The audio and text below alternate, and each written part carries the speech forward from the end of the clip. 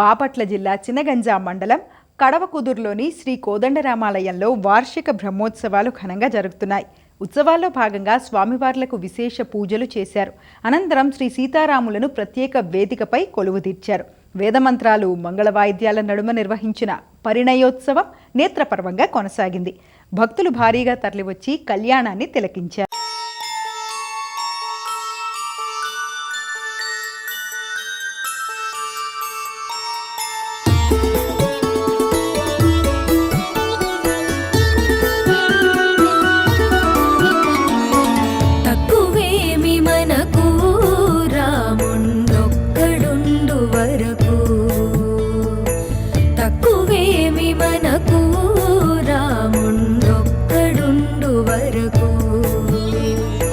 ప్రక్కతోడుగా భగవంతుడు మన చక్రధారి అయి చింతనయుండగా తక్కువేమి మనకు రాముండొక్కడుండు వరకు.